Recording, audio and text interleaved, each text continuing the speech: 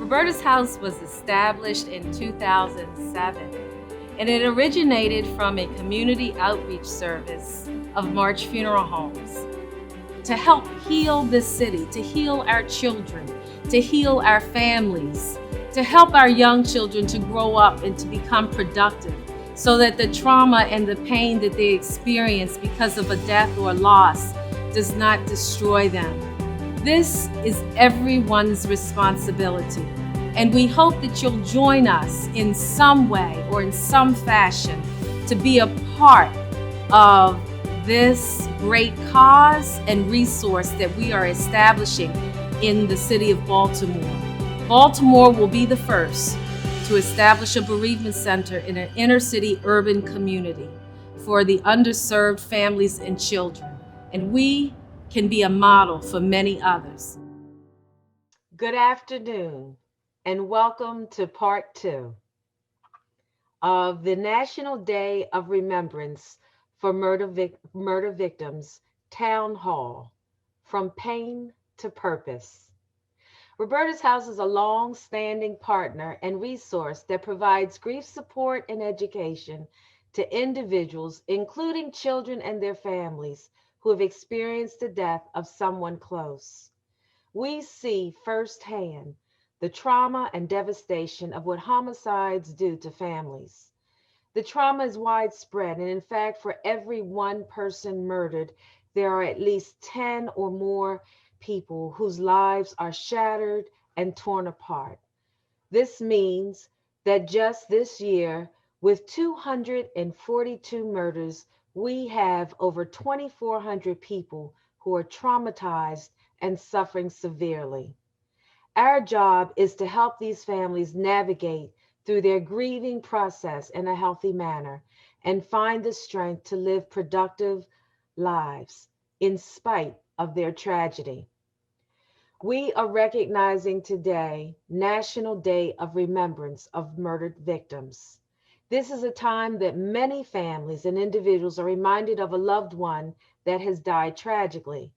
This type of loss often goes unacknowledged and yet never forgotten. We want you to know that we acknowledge and we care about you. Roberta's House is humbled to bring together the community to discuss the root, the impact, and the resolve of homicides in our community. We believe the number of homicides in the Black community is as severe as the pandemic in America that we are facing today. Murders are just one part of the crime of genocide with the intent to destroy African Americans. We are going to have some hard and tough discussions that are not meant to offend or target any particular group. We know that we cannot solve the solution of violence in our city in one day, but we hope that this conversation will help or change a heart in some way to make a difference. Never doubt that a small group of thoughtful, committed citizens can change the world. Thank you. I'd like to now invite Ms. Andrea Brown from the Black Mental Health Alliance, our partner in this webinar, to please welcome us. Thank you so much, and good afternoon. Thank you for joining us today as we observe the annual National Day of Remembrance for Murder Victims. From Pain to Purpose, a call to action is our title today. What a powerful title, From Pain to Purpose. I am Andrea Brown, the Executive Director for the Black Mental Health Alliance.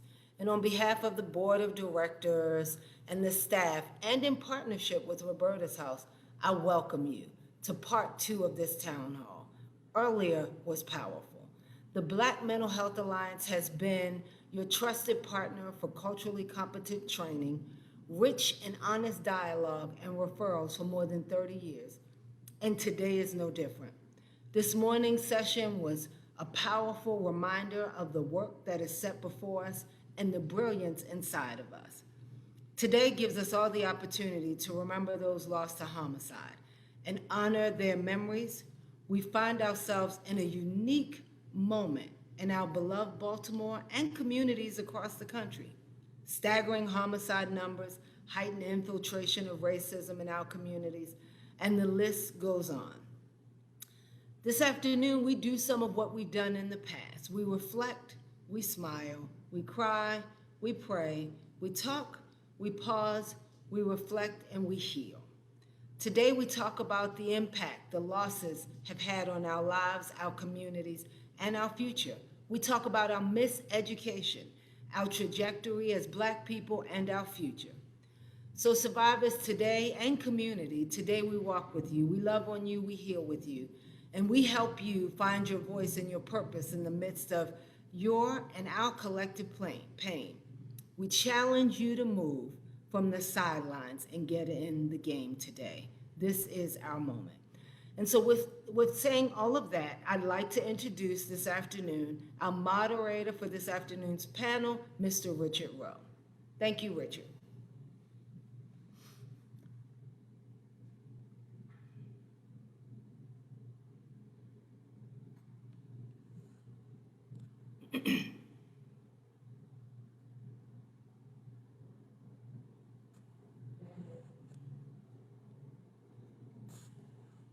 Mr. Richard, you're muted. Just unmute yourself real quick. I'm sorry, can you all hear me now? Sorry about that. I was just talking, running my mouth, and no one could hear me.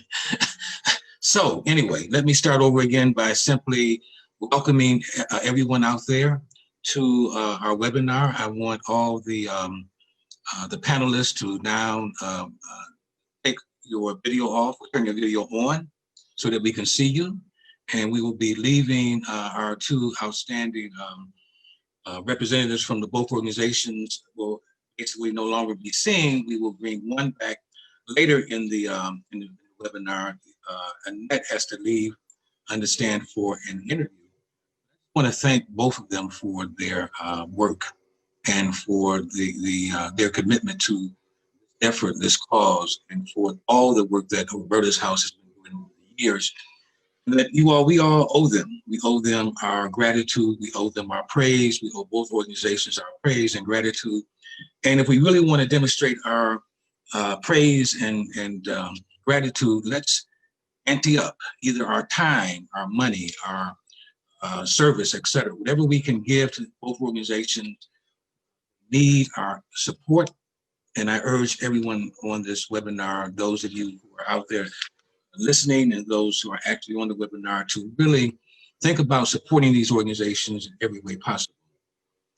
There's a lot to talk about, a lot to process. I had a powerful discussion early on, and it was amazing to hear from the cross-section of thought leaders and activists and elected officials. Everybody had something to share, something to bring to the table. How do we move from, as I call it, from pain and problems to purpose and promise?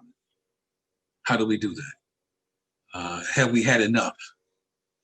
When are we going to simply decide that we've had enough and now there is nothing left to do but to do? And so we'll continue that discussion in just a few minutes. Again, I want to thank everybody who had something to do with this convening, bringing us together, and to recognize all of the survivors, as well as to acknowledge all of those who are no longer here this day of remembrance. In the first session, there was a scrolling of all the names. Right now there are over 242 victims of homicide in Baltimore today. I went back and tried to add up the number of homicides taken place over the past 5 years since Freddie Gray. That number, I think, is somewhere between 1900 and 2000. So a lot of folks, we have lost a lot of young people, a lot of adults, even children, babies, and so forth, 1-year-old. And so again, much work needs to be done. We are at a space right now, at a point right now, where we have to decide what are we going to do in order to bring a halt to this to carnage that's taking place in our community. I want to share something real quick with you all to hopefully set the tone for our discussion this afternoon. A powerful psychologist, Dr. Amos Wilson, has this to say about violence and about black on black crime and so forth. He says that black criminality, black violence is not accidental. It's not coincidental or aberrant. It speaks to an apparent need in white America to induce criminality in a significant proportion of the black community, as well as its need to perceive African Americans as innately criminal. And just as it exhibits the related need to perceive the average African American as innately intellectually inferior.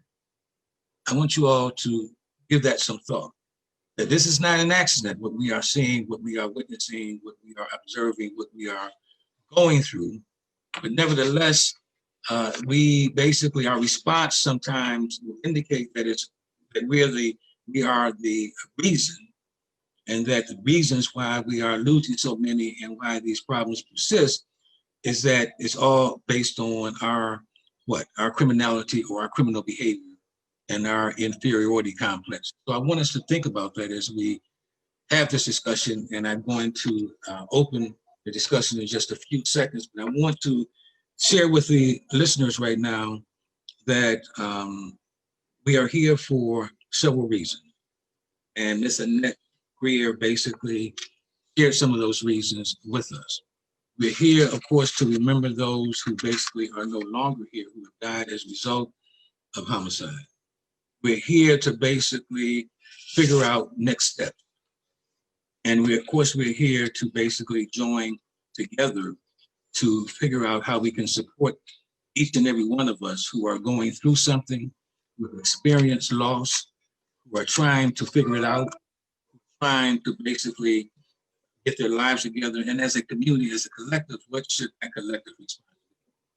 So a lot is on the table, there's a lot to talk about, and I'm hopeful that we have the right people. I know we have the right people to get us from pain and problems to purpose and purpose. I am not going to introduce by reading the bios of our esteemed panel. Just let you all know that they have amazing personal stories and journeys that are extraordinary. If we had time, those stories would leave you all proud and amazed, because their stories are about survival against the odds. They're about resilience, overcoming failure, rising up, lifting others up, loving and valuing Black people, and never giving in and never giving up. And in a few minutes, I'm going to give them a couple of minutes to share a little bit about themselves and about their work. I want to share with you a op-ed piece that I wrote some time ago, and it basically, I wanted to basically lift up, some thoughts around this issue about crime in our community and violence in our community. Much of the national talk, and this is me talking, the moderator, ending the bloodshed, a lot of talk about ending the bloodshed then and now, focused on the changes the white community and police departments must make so that their actions are not ruled by irrational prejudice. And while that's always a good first step for white privilege, and while white privilege are undergoing self-reflection, white America still find it easier to shed tears, change the deleterious effects of structural racism. The Black community must find a way to come together, unlike any time in the past, and deal with the 400 years of the intense pain, the unimaginable hurt, and the psychological trauma of being Black in America. So everyone on this webinar and listening in on Facebook, again, how do we move from pain and problems to promise and purpose? The recent acquittal of the police officer who shot Breonna Taylor is the latest blow to Black households. In a year dominated by traumatic news, daily encounters between Blacks and police officers, altered plans at school because of the pandemic, compels us to consider the grief of families and communities left on their own and trying to move on. We have a president who made it clear that to the protesters that if you loot, we shoot. And in a conversation between three Black men on a street corner in any city, USA, this was a discussion between a 45-year-old who was debating with a 31-year-old who was also trying to educate a 16-year-old of how do we stop the cycle of violence in our community. And so the conversation went like this. I know it, but it's time to stand up. At this point, I'm ready to die, said the 45-year-old. Let me tell you something, talking to the 16-year-old young man. What you're seeing right now is going to happen 10 years from now. And when you're 25, you're going to be doing the same thing I'm doing. In 10 years, you're going to be right here too. So what I need you to do right now at 16 is to come up with a better way, because how we're doing isn't working. He's angry at 46, I'm angry at 31, and you're angry at 16. Do you understand me? And so you and your counterparts, the same age, will have to do something different so that we can stop the pain and stop the hurt and stop the killing that's occurring in our community. It is apparent to all of us on the panel, I'm certain, that we don't want to be here 10 years from now talking about the same thing in the same way. And so I'm urging us to have that serious conversation. I want us to have an honest conversation.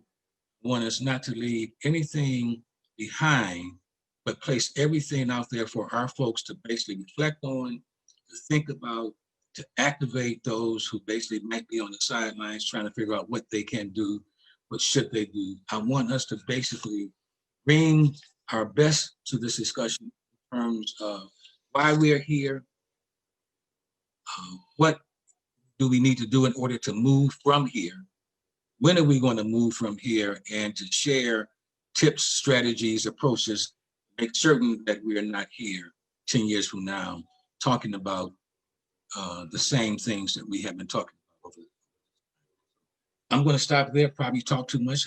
And thank you all for allowing me a few minutes to share some thoughts around this issue. I'm going to start off by asking each and every one of you all to say a few things about yourselves, about the work you're doing, and then I will pose a few general questions and then hopefully allow you to respond to a few specific questions. I'm going to start with the esteemed Miss Erica Bridgeforth, who is, and I'm not going to say much about her work, but know that she is a serious community activist and in the front lines for around a long time of pushing ceasefire efforts throughout the city over the years. So Erica, welcome to the panel. Thank you for being with us, and share a few minutes with us who you are and some of the work that you're doing. Good afternoon, everybody. I'm really excited to be here. So I am two things. So one, I am the executive director at the Community Mediation Center in Baltimore, where we every day help people resolve conflicts in a confidential, safe space. Um, and help people have conversations about social justice, social inequities, any kind of hard conversations people need to have. They can do it at the mediation table. And then also, I am the co-founder and a co-organizer of Baltimore Ceasefire 365, which is a year-round initiative to inject joy into Baltimore, to celebrate life in Baltimore, to have people make commitments to peace. We do ceasefire weekends that happen 4 times a year, and then throughout the year we do work in what we call ceasefire schools, who've made commitments to build ceasefire culture within their school and surrounding community. We train ceasefire ambassadors, and so these are youth and adults who make a commitment to be leaders in the movement, and so they are now all year long helping people resolve their conflicts, make commitments to peace, celebrate life, and that sort of thing. And so, and a part of the work that we do with the ceasefire is what we call sacred space rituals. And so we believe that places where people are killed in our city are sacred ground. And the only way that they can be sacred ground is if we show up. You know, people have to show up and make it so. So just like somebody showed up to kill the person, we show up to love the person and to honor their life. We also come from a standpoint believing that we all exist before we take a body and we continue to exist after we lay our bodies down. And so in those sacred space rituals, we are also honoring that although this person has started a new journey without the body that their loved ones here are familiar with, we are honoring that their energy and their essence and their being is still a real thing. And we are honoring that we won't, not only will we not forget them, and we're going to take them with us consciously and intentionally on every step of our journey as we continue to try to heal our city, but we are also inviting them, welcoming them, asking them to purposely on their side stay with us and to fight for us on the other side as well. And so we do rituals where we show up with sage and frankincense and camphor and all kinds of ancient medicines that we know are known to heal spaces, to cleanse spaces, to carry your intention of love and light into spaces. And so this allows us a way to help without re-traumatizing the neighborhood that has experienced murder, to help people heal, while being in the space where the murder happened, to to make sure that murder does not have the last say in our neighborhoods, that the last memory that people have in that space is that people who didn't even meet this person probably showed up to love that neighborhood and to show love to that person. And I do all of the work that I do. So I've been doing peace work and activism for over 20 years now in Baltimore and around the country. And when I first started, it just had to do with growing up, in West Baltimore, seeing it go from being a peaceful neighborhood in Zone 16, low income housing, to by the time I was about 10 years old, so around 82 or 83, noticing that there was violence in the neighborhood. And so I started losing friends at the age of 12. 12 was the first time I saw one of my friends dying on the sidewalk in my neighborhood. And so when you experience that much grief and loss, so I'm turning 48 next month, and I've been losing people ever since I was 12, including my own brother, my own stepson, two of my first cousins who are brothers. Um, so I've lost more people than I can count. And I've learned that in order to navigate that pain, my two choices are the pain could swallow me up whole, or I could use the pain to push it out into the world, into beauty, do alchemy with it to make sure that I'm doing my part, that fewer and fewer people have to face the kind of pain that I navigate every day.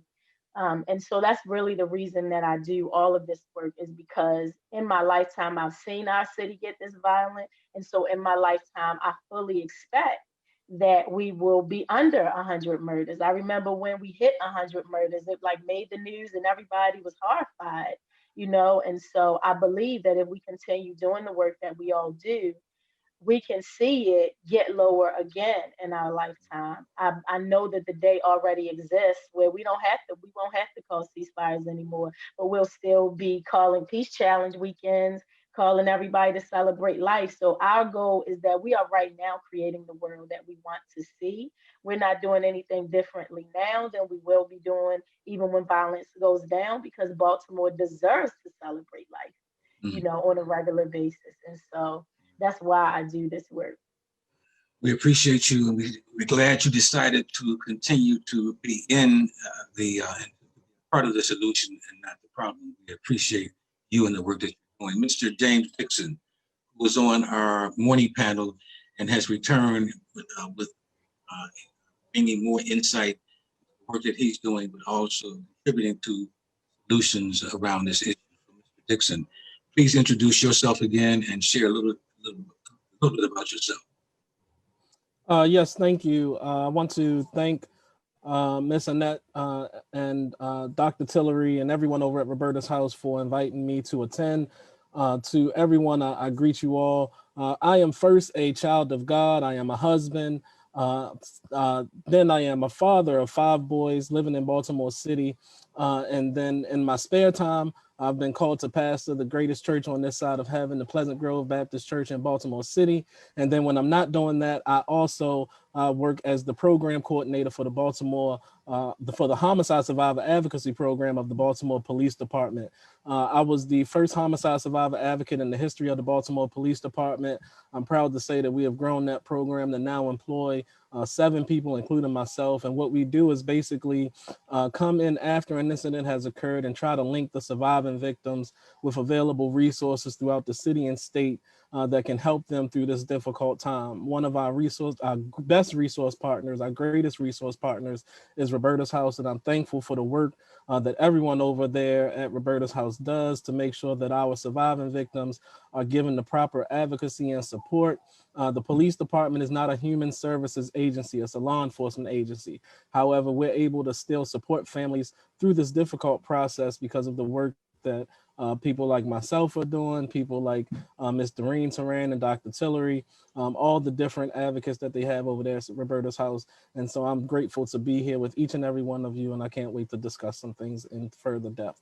Thank you, Brother Dixon. Let's go to Delegate Chanel Branch. Ms. Branch, how you doing?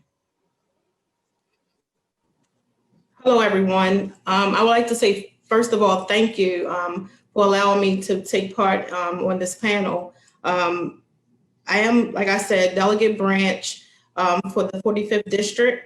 I'm in East Baltimore. I'm not just a delegate, but I'm also a victim. Back in 2017, I became a victim when my son was murdered.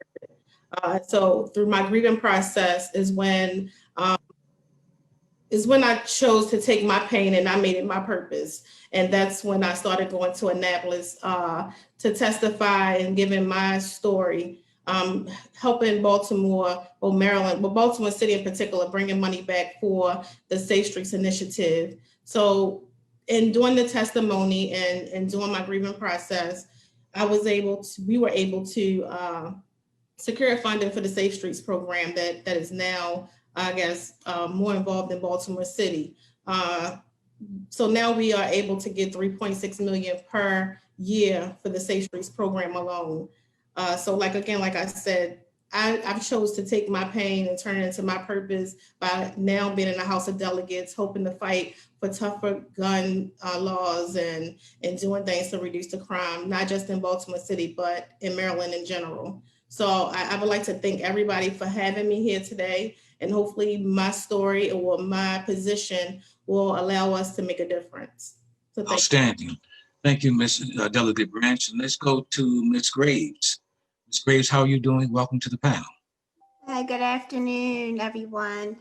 I too want to thank everyone for allowing me to be a part of the panel today. Thank you, Ms. Annette at the Roberta's House for including me into this panel today. I am a survivor of a murder victim, my son, D'Angelo Marquise Cali Sr., who was murdered in Baltimore City this June the 7th, 2020. And so I'm here in his honor on the behalf of our family to participate on this panel. So thank you for having me.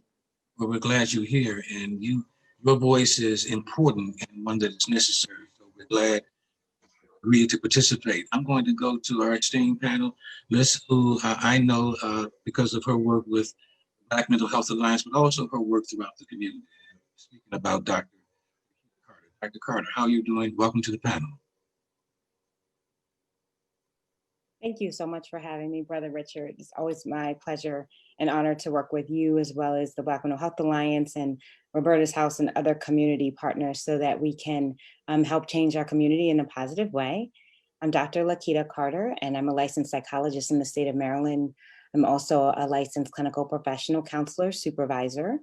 So but before I'm any of that, I am a wife and a mother, a child of God, and I have 4 children, 3 boys and a little girl who range from 2 to 10. So this hits home. I'm also a homicide survivor. My cousin was killed in Baltimore County in 2020, and it still is the one of 2 unsolved murder cases in the state for that year, in that county for that year. So aside from that, I am the owner and CEO of the Institute for Healing, which is an outpatient mental health facility based in Owings Mills. And we offer individual, couples, family counseling, group counseling for everything that you can think of. So adjustment disorders, but lots of grief and trauma. And so that's why I'm here today, to make sure that we can talk about and understand the impact of loss and homicide and the trauma that ensues and that can ensue after losing a loved one so suddenly. So I thank you again for being here today, and I'm happy to dig in. We're glad that you're with us as well. You are another critical piece to the puzzle, and we are grateful that you found time in your busy schedule to be with us. I'm going to now go to Ms. Doreen Terrain, who was with us in the morning. She's back with us for the afternoon. I think she's filling in for Annette. She had a lot to share this morning. We're glad that she's back so that she can provide answers to some of the problems that we are confronted with. Ms. Doreen, how are you doing, and welcome. Yes, thank you again. Thank you for allowing me to come again. So again, I'm Doreen Teran. I'm the program director for the Homicide Survivors Advocacy Program in Baltimore, where I support 4 of our survivor advocates, as well as families of homicide, and I work in the community with our partners. We do educate our survivors of homicide through programs here at Roberta's House. We have programs for not only adults and children, but families. We support families. We provide professional workshops, and we do have not clinicians, I'm sorry, we have advocates who go out into the school system to help our children from kindergarten to 12th grade. So that's what we do. And I, as well, work in the community with seniors. I have a small business with seniors that I wrap around services so they can stay home safe and independent. So thank you for allowing me to share. Powerful, thank you again. And last but not least, a brother who I know and who has been doing tremendous work throughout not only this city, but across the country, and probably around the world, given I read from his essay. And again, no stranger to some of you, but really a key voice in this that we're having today, and that is Dr. Jeff Menzie. Brother Menzie, how you doing, sir, and welcome to the panel. Hey, pretty good, Brother Roe. Hey, thank you all for the invitation to participate in this important panel today, part of this larger program. My name is Jeff Menzie. I'm not from Baltimore, but I have been here for about 10 years now, and I appreciate the warm welcome that I've received. I know, it's not, I think I might be able to say my city at this point, but I don't know yet. But, I feel the warmth, and I appreciate the welcome. Originally from Cincinnati, I'm employed over at Morgan State University's Institute for Urban Research. My background is in clinical psychology, and I look at how pro-social development, rites of passage programs, healthy and pro-social identity development, and things of that nature helps to kind of buffer and inoculate our children against, being infected by, some of the social ills that, exist within our communities. And also take a strong stance against us, as you started off with, Brother Rowe, making this a problem that's inherent to us. I see it as something that's imposed upon us by design, masterful design at that. And, so I take the stance of Dr. Amos Wilson, Dr. Francis Cress Wells, and many of our other greats and giants when tackling this. When I was first asked to participate in this panel today, I thought about an op-ed that I responded to in the Baltimore Sun not long ago. Of course, it didn't get published, but I wrote it anyway. And it was a professor over at Towson that wrote this op-ed, and it's talked about how Baltimore's history of violence is due to fatherlessness in our communities. And he went on and on talking about how how it's because we don't have fathers in our homes, and he did everything except say Black communities, of course. And it kind of stirred a fire in me because I knew what he was doing. He started off talking about a student in his class who had a child, and everybody introduced themselves, and she said she was a single mother, and the student started clapping. He said he stopped himself from clapping because he didn't want to be a part of perpetuating the problem. And so he went on and on. And so what I did as a result of this, I went and did a little bit of research about the history of violence in Baltimore. And of course, I came across the information about it being one of the major ports for, bringing in enslaved Africans. So I said, you can't talk about the history of violence in Baltimore without starting with that level of violence, that's been exacted upon us, for generations at this point. You can talk about, they talk about the Black Butterfly, talk about Sandtown, Winchester, where Freddie Gray was living, and you look at the how it has the highest rates of lead, and lead serum levels, right? You're talking about lead poisoning in the blood. You know how that relates to violent behaviors, and that's also environmental. Then you look at Johns Hopkins and their research when they had women with small children living in housing that they know it was lead paint, and actually had them living there while they were doing the abatement processes, and actually infecting, the mother and the children, resulted in elevated blood, lead levels. And so, we're talking about violence in our communities. That's the perspective that I take. Yeah, I see us on the ground, 10 toes and on the front line. We do have to address it on that level, but we also got to make sure that we're not giving them other folks a pass, for imposing these things upon us. And if we don't approach this systematically like that, from the front lines and from up in them ivory towers, we're going to miss it. We're going to forever be fighting this fight, as you said in the beginning. We don't want to look up in 10 years and still be singing the same song. We don't want to look up in 10 years and still be protesting in the streets when cops don't receive charges for, murdering in cold blood. We don't want to be here in 10 years, still singing the same song about what are we going to do for our communities. And, and that's why I'm here, and that's why I'm honored to participate today. And I appreciate you all for the work that you're doing, and I look forward to working, with you all at whatever level that we can. Well, we're glad you're here, brother, and we appreciate the fact that you have committed your work and your life to this work. And we know that there is much more coming from you and from the Institute for Urban Research. I saw everybody bowing their head, shaking their head while you were speaking. In fact, while all of us were talking, I think we all realized that we don't want to be here 10 years from now. The question is, are we going to be here 10 years from now?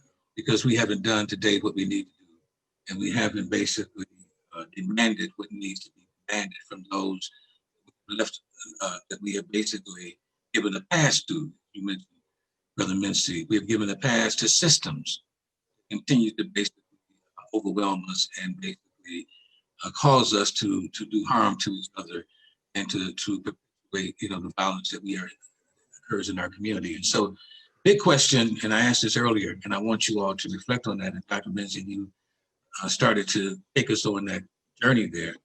Is why are we here? Why are we really here? And to get perspective from everyone on this panel would be great, because you have some notion, certain, as to why we are here from a personal standpoint, from an organizational standpoint, from a community standpoint. So let's really park ourselves here and allow everyone to chime in and to give their perspective or reasons why we are where we are right now. And I'm going to go back to Erica, and I know she may not want to be the first one to respond to that question. Erica, please, you've been doing. I was ready. You're ready. So go right ahead. Go right ahead. Yes, ma'am. So I want to tell the brother, because of everything you just said, you can call Baltimore your city now, because you absolutely, I'm telling you, you can tell people I gave you the Baltimore seal of approval. Hey, I appreciate that. I love being when I get asked to come speak somewhere and I look out at the crowd and it's mostly white people. And I love the opportunity to do that, mostly for the things you just talked about. You get no passes from me. Right? I love standing in front of white audiences and reminding them that they are white, and that that violence is an epidemic, and that if it has not come into your neighborhood yet, when you look around your life, what you will absolutely see is how your life benefits off of violent systems of oppression that then create spaces where Black and brown people live in criminal conditions, right? And so Dr. King said that if you do to any group of people what has been done to Black people in America, you will get the exact kind of results that you see with the problems that we have, right?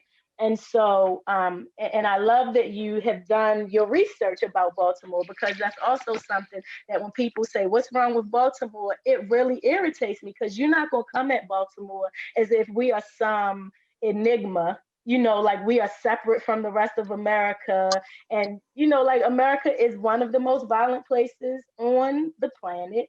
The myth of white supremacy is one of the most successful marketing campaigns known to man. And Baltimore specifically has been targeted during and since chattel slavery, because when chattel slavery ended, Baltimore was one of the places where Black people got it in. We were some of the most successful, most independent, most like we knew our greatness, and we hit the ground running as soon as the chains came off. And so there's a whole system of oppression that was not having that, and since the end of chattel slavery, saying it's not about what's wrong with Baltimore, it really is about what has happened to Baltimore. And when you understand what has happened to and continues to happen to Baltimore, then you have a different kind of compassion and understanding. But then the last thing I want to say is that in general, none of us, we don't live in a society that nurtures conflict management skills, that where we literally get taught consistently. So the narratives about violence being power are prevalent. It's everywhere that violence is power, and that's the way you get what you want, from countries dropping bombs on each other to presidents locking up, separating babies from their families. We teach that violence is power in everything we do. Then we live in a system that literally would crumble if some people were not standing on the necks of others, right? And so if you take the people who are at the bottom of that system, if everybody's getting taught that violence is power, then yes, people who you constantly strip power from are going to be acting out in those ways.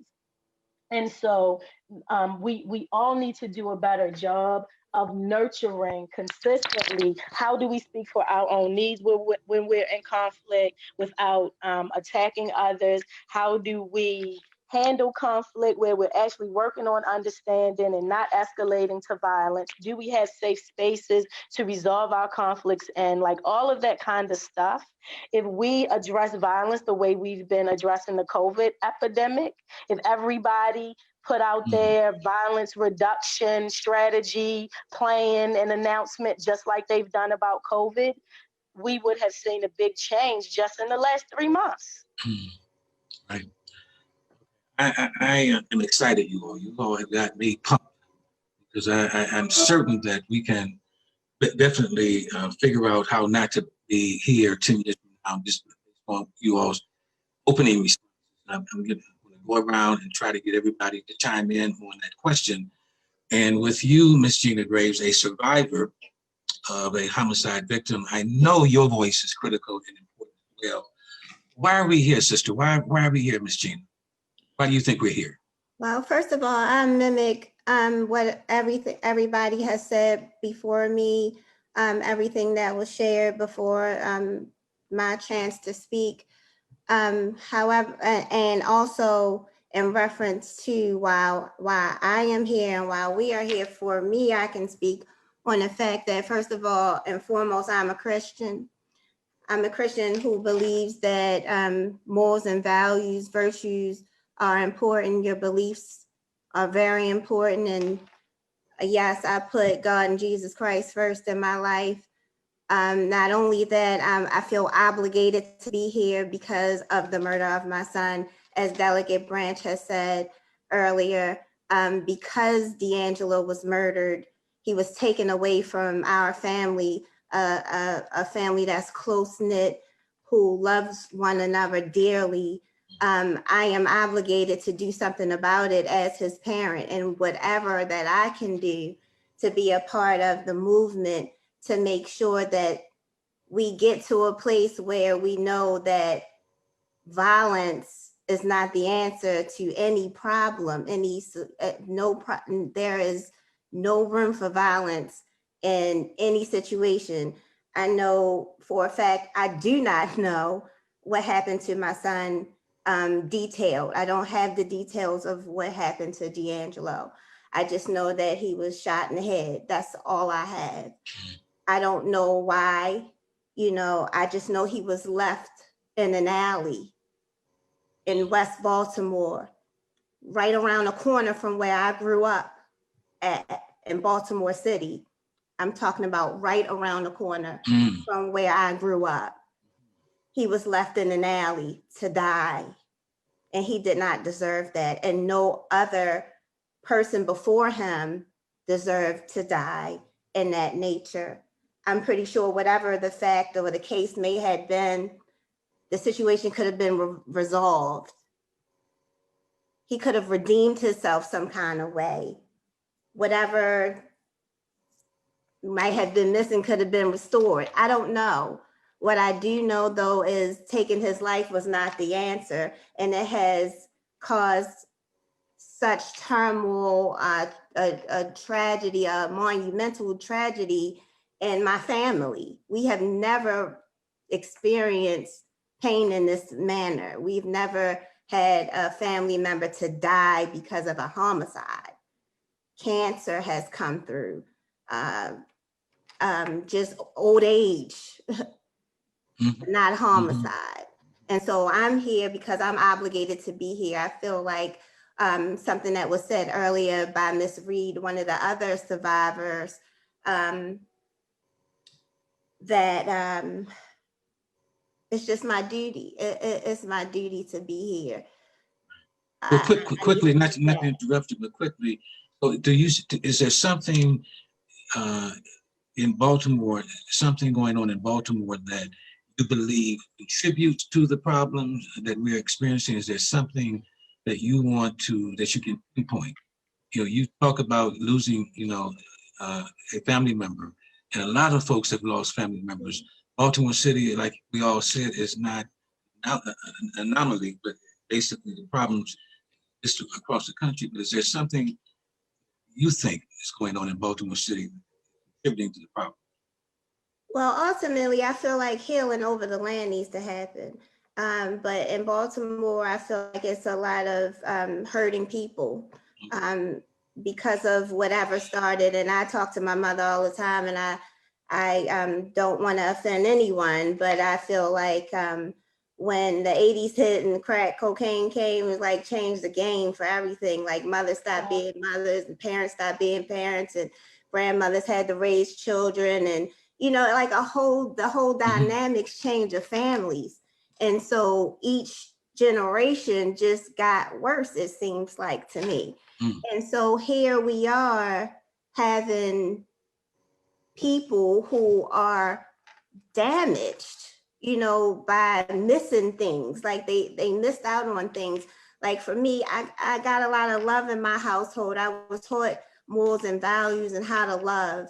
And I passed that on to my children. And I feel like a lot of people here in Baltimore and in the world miss that part because of whatever happened during that time frame from then until now. And I also feel like for the younger generation, it's not cool to be a loving person. It's not cool to love on one another. That has gone by the wayside. Because see, I taught my son how to love. He was very nurturing and a nice going, easygoing person, and he struggled a lot with his generation because he was different than they were. He wasn't a hood, he wasn't thuggish. He knew how to hang, and I think he struggled with that himself by being bullied because he was nice, and he got beat up a lot. And so he went from being bullied to being a bully, so it's just different things happen. And I want to drop this too. What I do not like when I see that is happening a lot to these young people is the epidemic of opioids, the use of Percocets and bars and all the things that they should not be involved in and dealing with, but yet it's easy access, it seems like, because my son was also, he struggled with an addiction of Percocets, and it changed a lot real quick in his life when that came about. So your son's name again, what's your son's name? D'Angelo Kelly. D'Angelo Kelly. We just want to say his name so that we will never forget him. And can I just say real quick? Please, Erica. I was asking his name because I wanted you to know that we blessed his space on June 13th. Thank you so much. And you sent me You're that welcome. email, and it really touched my heart to know Oh, we that did talk someone, about it. Okay, yes, good. yes, I Okay, did good. get your All right. email. So thank you so much for going to the ground and making it sacred. I really appreciate that because I'm a spiritual person and I believe in spirituality. And I know that, you know, D'Angelo didn't die in vain, and I'm here to make sure that that's not going to be the case. So thank you, Powerful. Erica. Thank you. And I got a t-shirt too. So Yes, thank you. yes. And I plan to be out there with you too. Good, good. Powerful, Ms. Graves. And I thought you said you were nervous. Okay. I was. Earlier. Okay. Thanks for being nervous. Thank I'm you. going to go to Dr. Carter. Because Dr. Carter, you're listening to a survivor. You're listening to this sister talk about her loss and talk about her pain. Who better else to come to at this point and ask the question? Not only you can respond to something that you said, but also your thoughts and perspective on why we are here. You have 4 children. I'm amazed that you have 4 children, 3 boys and 1 girl, the oldest being 10. No, you are experiencing and feeling, something that we're all experiencing in terms of hurt, anxiety, thoughts about, safety, protection, and all those kinds of feelings. So please share your thoughts in terms of why you think we are here. We're going to get to what we can do yet, but why are we here? Yes.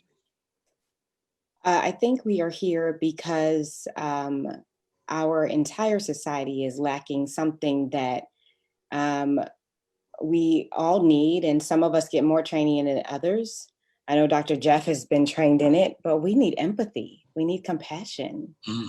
We need civility toward and honor towards life. And I agree with Ms. Bridgeford that there are, we don't have and we don't teach conflict resolution skills to our children. And so they grow up to be adults who force their resolution, whatever that force is, whether that's with their hands, with a weapon, with verbal abuse and attacking, we force a resolution. And we haven't quite, and when I say we, I am not just talking about Black and brown people, because we know that the force started with us being brought here. Make no mistake that slaves were not brought here. People were brought here and they were forced into slavery. And there is a difference. So I think we're here because I can tell you that when I have sort of 2 groups of kids. I have an 8 and a 10-year-old and a 2 and a 3-year-old. And I will say constantly, I'm not responding to that. Talk it out, negotiate who's gonna do what first. Figure it out with your brother, because if you can figure it out with this brother, then you can apply those ideals to any brother. We're all connected. So you can apply those ideals to any brother if you understand what it means to be a brother and a sister and to take care of your community and to look out for one another.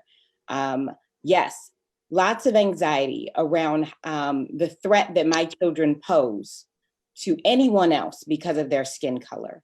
Absolutely, there's a ton of anxiety there, particularly people who are sworn to protect and serve us, but really anybody, because we see in the Ahmaud Arbery case, there was a private citizen that was, again, trying to resolve a conflict that he saw in his mind with force. And it did not bode well for Mr. Arbery in that case.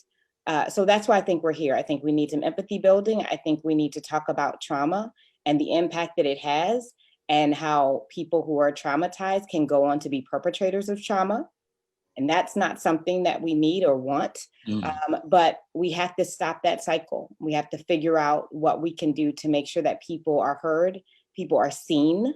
I think there's a lot of invisibility. People walk around feeling unseen and unheard. And so if I'm not seen or heard, then I can do anything. And it won't matter until I do something big enough for it to matter. But at that point, I've gotten myself into some trouble, either emotional trouble or legal trouble, but I'm at the point where I'm now seen for all the wrong reasons. Okay, thank you, powerful. Delegate Branch, why are we here, sister? Well, I believe that we're here for many different reasons. Dr. Jeff, he spoke on a lot of it, and so did a lot of other people. But I believe that we have a lot of broken systems, and not just meaning, when I say broken systems, I'm meaning like in the city, within the way that the things are structured, the way that the broken homes, the way homes are structured, not having a supportive family, not having the love, not knowing, just not knowing the basic necessities that you need in life, like Dr. Carter just said, not knowing or not understanding empathy. So when you talk about broken systems, you're talking about broken homes at that point, and then ignorance. Ignorance is a big part of it. You have a lot of people walking around doing things to others because they just don't know any better. And they don't know any better because they weren't taught any better. So in my situation, like I just feel like the people that killed my son, they didn't even care to think or even care to know. They didn't even care. But like Ms. Graves said, they just leave us here to pick up the pieces and try to figure out why. Like we shouldn't be asking the question, why are we here? They should be asking the question, why would I even want to take a life? And that sense of humanity has gone out the window. Nobody's caring about life. Nobody's caring about how things will affect another person. One time we would have the reality of things, which was our life. We would have things that would happen on TV, which we knew was fictional. And then we would have video games, which we knew it was for play. But nowadays, it just seems like everything is being brainwashed into our children, from the movies to the music to the video games, everything, reality TV, social media, everything plays a part in what's killing our children. So when we may try to put empathy into their hearts, we may try to teach children right from wrong, but it's not our children that we need to watch out for. It's the other parents that are not teaching their children empathy because they didn't even learn it themselves. So I just think it's a generational thing where people are not learning how to raise a family, show how to love a person, how to say thank you. Most Black people I know in their families don't even say I love you to their kids, but purpose to be able to say I love you to my children all the time, and I can't just stop where I am. I have to keep on going. I have to keep fighting. I talk to young kids. I mentor young kids, even as a delegate. I still mentor children. I volunteer for a youth program. And because I don't, even though my children are not in the youth program, I still feel like I have to give back because those children are going to be lacking something. If I can save one life, then I think that I've made a difference. So I just think that more people have to stop complaining and then just, take the saying it takes a village and actually put that to wrap your arms around a young person because, if you see that they're not getting what they need at home, then you have to give it to them yourself. I had two other children that I have to raise in addition to two grandkids that my son left behind. And no, he wasn't in the streets. He was a good guy. He was, in his last semester of his engineering program, a longshoreman, a football coach, and a mentor. So they didn't just take a father and a son away. They took a mentor away, took someone who was really doing something in life. So the question to why are we here at this and why are we here? I just think is, like I said, is broken systems, broken homes, and ignorance. Okay. Brother Richard, brother, go ahead, Lakita. Just jump in because I heard Delegate Brandt say two things that were just so striking to me, and one of them was about our systems, and I'll take what Dr. DeGrew just said last week in the Maryland's Racism Conference. There is not a single major system in our country that was not based on racism. The education system, the healthcare system, legal system, all of our systems were based on racism. They were based on white people getting the resources that they need in a timely fashion and everybody else figuring it out. And so that's part of the problem. And when we say our systems are broken, one of the things that Dr. DeGrew mentioned was they're not broken. They're working exactly as they were intended to work. That's part of the problem, is that they're working the way they were intended to work. And the second thing that Delegate Branch said that was striking was she reminded me when she talked about the village of the platform that we had a few years ago at the Black Mental Health Alliance. How are the children? And the whole premise was that if you want to know how a community is doing, figure out how the children are doing, because the children are representative of the community. And so I think that that's really important, that we figure out how to eradicate some of what we're experiencing very early on, so that our children are healthy, and then they will grow up to be healthy adults, or at least have a healthy foundation.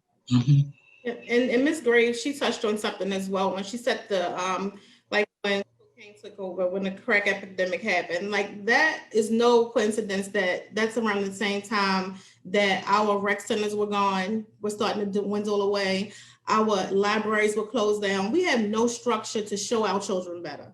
You know, so and until we can do things, when I say broken systems, that's another part of it. Like, we're gonna have to do better and be able to have wraparound services around our children to be able to provide for them, because they may not get it at home. Some children may get a meal at home, but they can go to a rec center and get it. They may not, you know, be able to get the education they need at home, but they can go to a library and learn. So that village includes just also having those other type of wraparound services as well. Right. Dr. Minshew, you took off your mute button, so please jump in. Don't wait. Yes, sir. It's so much. I mean, talking about the crack epidemic. I mean, you know, I grew up with a close relative. I see somebody cooking up crack in the microwave in a shot glass. You know, I would walk in on that, and then, you know, at night trying to sleep and smell crack coming up through the vents, you know, as it's being smoked down in the basement. You know, I remember having to answer the door, you know, with a weapon in my hand, you know, to turn dope boys away from my house, you know, trying to serve somebody there. You know, it's a really deep game. And as I grew and began, I was a DJ in my former life, so I used to DJ parties, throw concerts and stuff. And I began to, like, as I grew in knowledge and grew in awareness, I began to think differently and start paying attention to what I was doing and seeing how that music was literally controlling the people on the dance floor. I could make people simulate sex on the dance floor if I played a certain type of song. And the more back to back I blended them, the deeper they got. You know, I can make people fight. You know, if I put on a certain cadence, back then it was No Limit. I put on that No Limit, run about 4 or 5 No Limit joints. I can make I can make the party over right now because y'all about to fight. Wow. And so what I also started to realize is that a lot of hip hop music, you know, and I'm hip hop to the core, but a lot of the music is actually a marketing tool, you know, for the destruction of our communities. And people think marketing are just billboards or ads in magazines or something on the side of a bus. No, market is anything that promotes behavior change, right? And what's happening is that they are marketing the heck out of this criminalized behavior, this self-hating identity, and it's highly rewarded. And so, you know, we know that, you know, in basic conditioning, this is going to be the operant conditioning. It's like anything that's rewarded or reinforced is more likely to repeat itself or to be emulated. And so when you got these cats up here, taking on labels that have historically been detrimental and, you know, labeling us a negative way, the N-words, and then also, you know, bees and hoes and all this other type of stuff. When you start rewarding people for taking on those identities and rewarding them with fame and rewarding them with the appearance of wealth, you know, and you start rewarding them with quote unquote power, then what you have are people in the world watching these, the little kids who are feeling like they're in a desolate place. You know, I think it was Lil Bow Wow. He said something, said, I make more in a day than your dad makes in a month or something like that. You know, when you hear a kid, you know, when you're a kid and you're hearing that type of stuff, when you got crack addicted parents and your neighbors are crack addicted, the folks down the street are crack addicted. So I said all that about the music just to say this, is that I realized that it was a marketing tool and that this was actually a chemical assault. This is like a chemical warfare, you know, and people misunderstand our current circumstance, right? And Dr. Welsman, she was one that put it in very clear terms and said, no, we are at war. And if you don't conduct yourself as if you're at war, then you're definitely not going to win. You're not going to even be a contender in this. It's like we bring in water guns to a nuclear battle, so to speak. And it's like the subtitle of the Amos Wilson book that you mentioned earlier, the Black on Black Violence joint. Yes, the sir. Subtitle is the psychodynamics of Black self-annihilation in service of white domination. That's right. And that's a very important part. You know, we call it Black on Black violence, right? But it's in service of white domination. And if we don't get that part of it, so you're saying, why are we here? We're here because we haven't figured it out yet. We're here because we still hurting. I'm sorry, Dr. Menzies. Say that one more time, brother. I said, we're here because we haven't figured it out yet. I didn't hear that. Say it one more time. We're Okay, here because we haven't figured it out yet. At first, Okay. I thought I was glitching over here. We haven't figured it out yet. Mhm. And we are hurting. And we are still tired of this pain. And I'm with Sister Bridgeford, I'm with Sister Carter, I'm with Sister Graves, I'm with Delegate Branch, I'm with Sister Terrell, I'm here with everybody, the good Reverend Dixon. Look, this thing is a spiritual issue that we're facing here. And I'm gonna sound like a broken record because I'm gonna say it every time I get a chance to speak. It says we're not fighting against the flesh, but the principalities, wickedness in high places.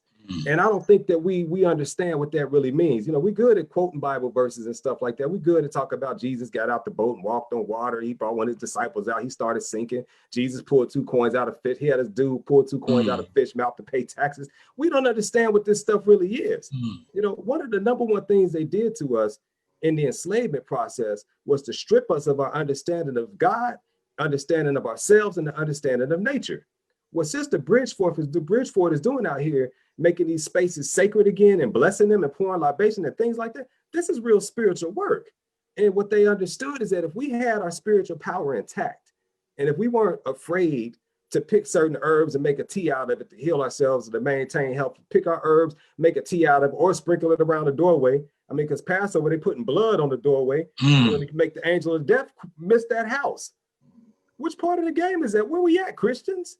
We're not using our God-given powers to protect ourselves, right? Because this is a demonic force out here, and this ain't no spooky stuff I'm talking about. You want to see something devilish? Turn on the news tonight. When you read that story in the newspaper and they don't give you the race of the person, you know what time it is. And so what I'm saying is that if we don't get back into that, psychology, and my background's in clinical psychology. Psychology is the study of the soul. They taught us it was about the brain and the mental processes. They stripped that part from us too. No, it's the study of the soul. And when you study in the soul and when you master in the soul, then you're doing things on the soul level. And you see when the assault is on the soul level. And if we don't get back to our juju, to our spiritual practices, it's all through the Old and New Testament, that's all through the Quran. If we don't get back to that and start learning how to chant certain things, use certain crystals, use certain oils, use certain baths, use certain prayers, we lost. If we can't take it back to that level, we ain't gonna get this, man. And that's why we're still here. Stop, sir, because we got it. Okay, stop, my man. My bad. No, but we want to reserve time in a few minutes to really unpack all that you all have said, because we are giving the why, but now we need to figure out how and the what. How we gonna get there and when we gonna get there? Because we spend too much time, again, problem identification, problem causation, not enough time on the back end. How do we do it? How do we figure it out? Brother Menzies? Why haven't we figured it out? Anyway, Brother Dixon, I'm sorry to have you waiting for so long, brother, but again, please chime in, my man, and tell us.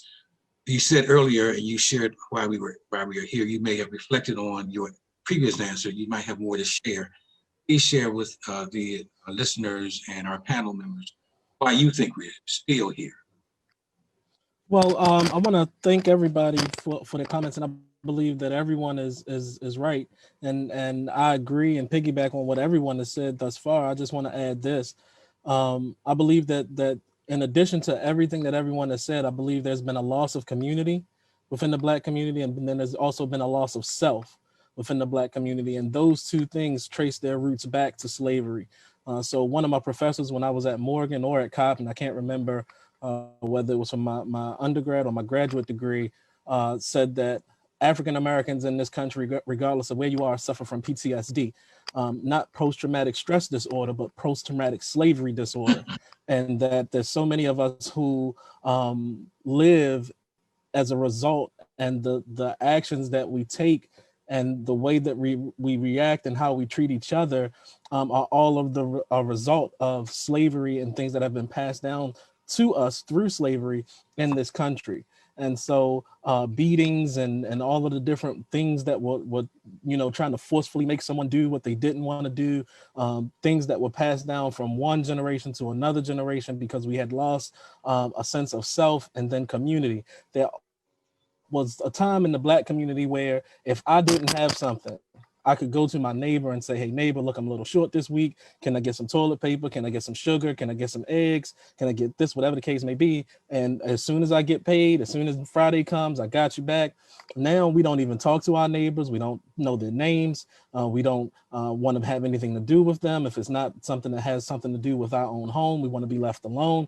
And so when you have that, what you're always going to wind up having is an element of, because we're now living in silos where we're all by ourselves, and because we are now by ourselves, it's easier for the enemy to come in and destroy our family dynamic, destroy who we are, destroy the things that we hold value. Remember, Jesus said that the enemy comes for but one purpose: to kill, steal, and destroy, and we cannot take that element out of it along with everything else that we have going on. So I just wanted to say that I agree with everything that everyone else has said, and that's just what I wanted to add.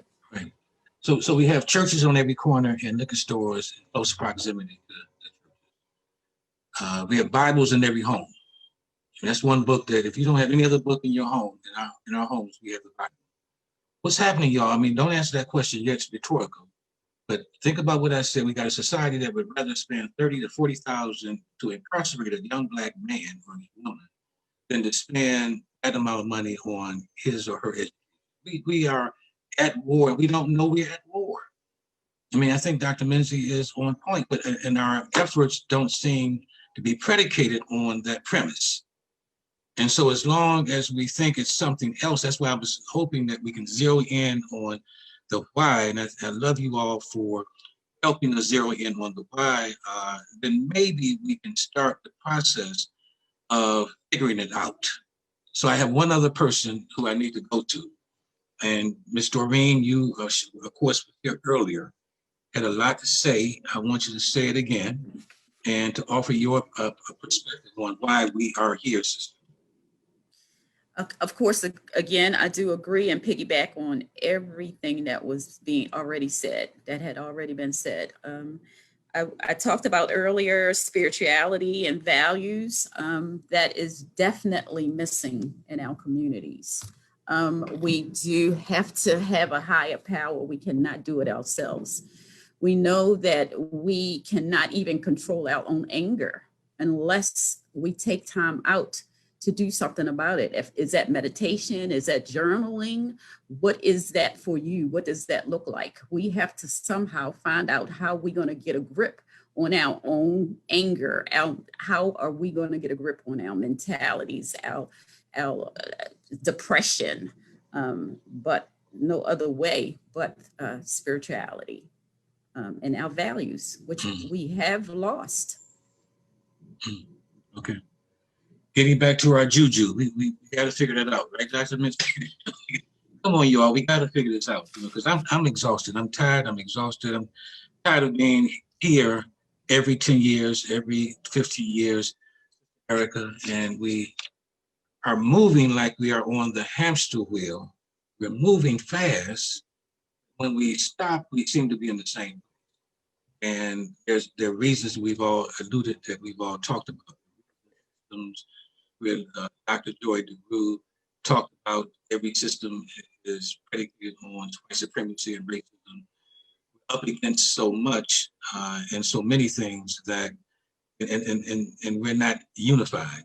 We have all these different assets, but we are not using the assets that we have because we've been taught not to do so. We've been taught to basically do our thing. And so as long as we do our thing, is what Dr. Carter said earlier, we are functioning and working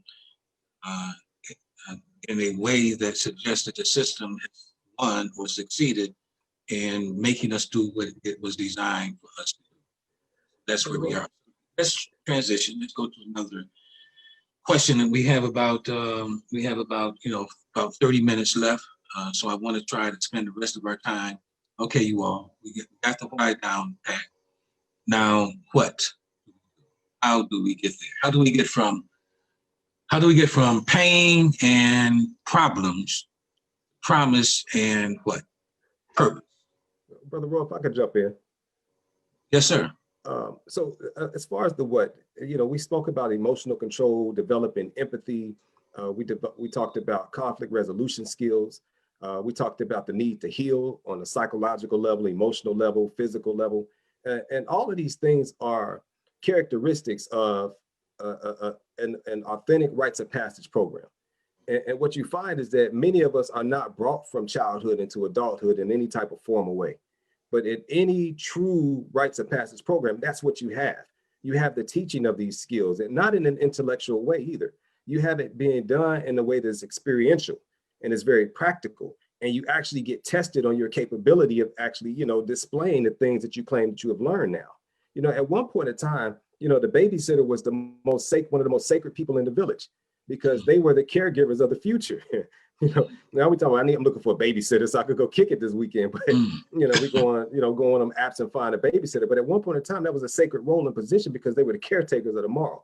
Right. And so we have these rites of passages that are now being resurrected, but that was a part of the great destruction, was to remove our processes of bringing children into adulthood. And so now we have adults that are having children who themselves have not been formally brought into adulthood, other than having, going through puberty, being able to buy tobacco products at 18, drive at 16, alcohol at 21, and get into the real good parties once you hit 40. We don't have that anymore in any systematic way. But what I do understand, and I've gone through these myself, both on the continent of Africa as well as here in the United States, to where you literally are taught how to heighten that intuition and that empathy, how to, sense and feel with your gut level and understand there's danger around that corner. Instead of going right, I'm gonna bust a left right here, without apology. And you also have the capability of stilling your emotions. They say that one thing I learned, and I'm gonna shut up, emotions make poor leaders, but great servants. And you get the actual experience of that, to where you see your emotions as a barometer.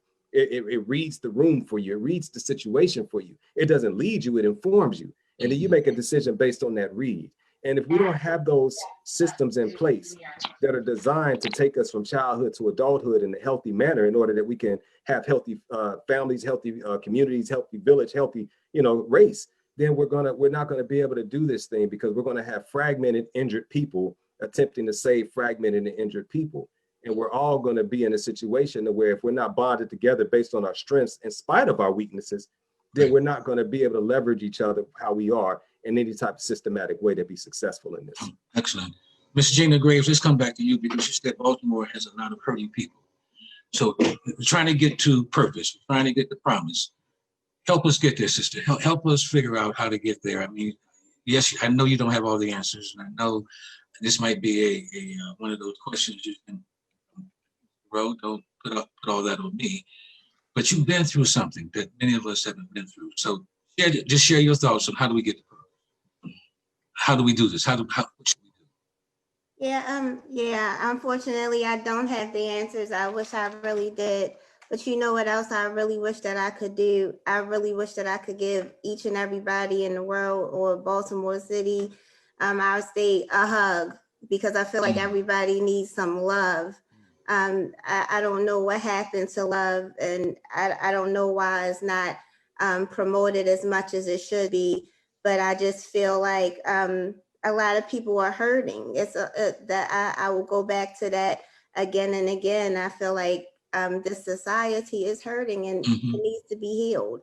And I don't want to make this a church service, but I can't help but deny the fact I do not want to deny the fact that people are missing something spiritual in their lives, because I feel like those who can commit a murder, that my opinion, are heartless, and it's like you don't know God. You can't know God and be able to take the life of somebody else. You can't. And I just feel like whatever needs to happen in that realm to make sure that we start healing those who are hurting, because this is a hurting society. That's what I see. That's what I feel. That's what I'm experiencing. That it's too many hurting people, and we need to heal. We need to heal, and however way that is achieved, that needs to be done that way. Okay. I may shorten you all's responses, because we want to give everybody a chance to help us figure this out. And so Sister Erica or anyone, once I see your mic off, I will come to you if you really want to jump in. But Erica, let's come back to you because you are on that path of healing.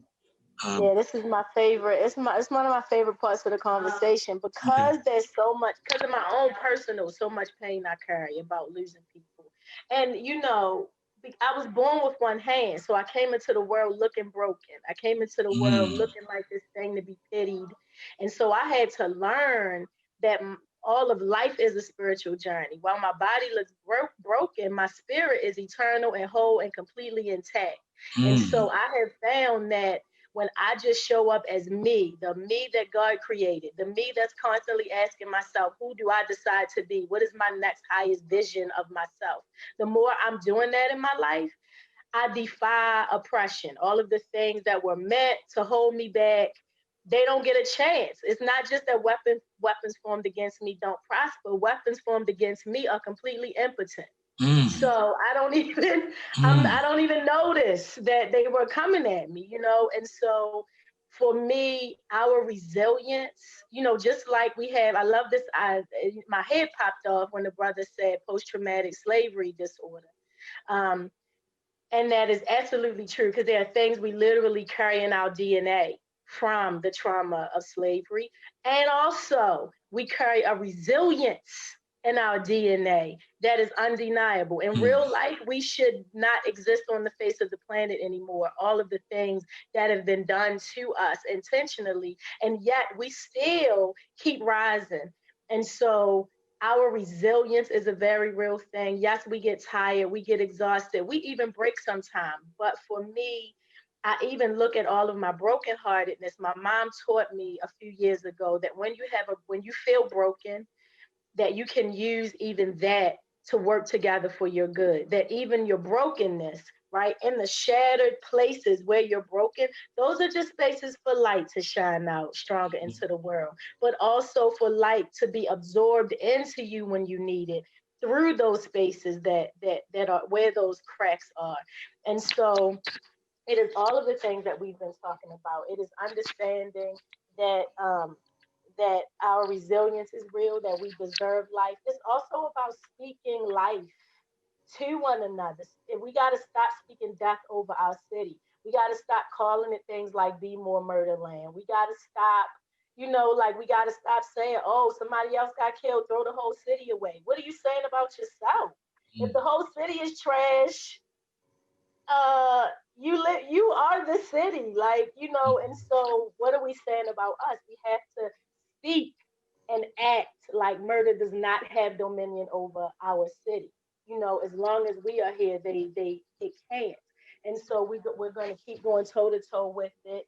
When murder shows up, we're going to show up. We're showing up before murder does.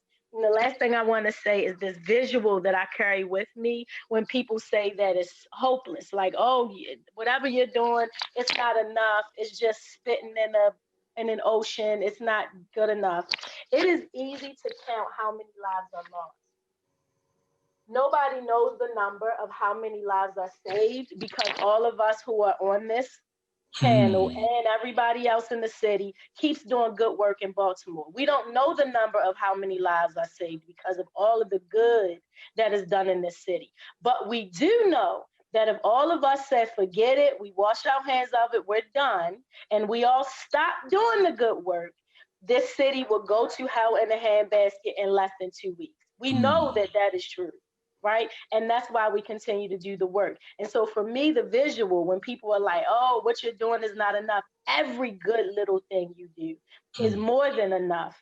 It is like if we walk up to a red ocean, right? And we want the ocean to be blue. Looking at a red ocean looks really hopeless. There's nothing one little old me can do about a red ocean. But if I have enough belief that I put my little blue drop in that ocean, and I come ask everybody I know, hey, come put some blue drops in this ocean with me. If everybody else is putting their little blue drops in, soon that ocean is going to turn purple. And then we'll begin to go, oh, we can see it, the change. It's not that we're trying to heal murder. We are in the process of doing it right now. We are the unfolding. of everything that's wrong in our city.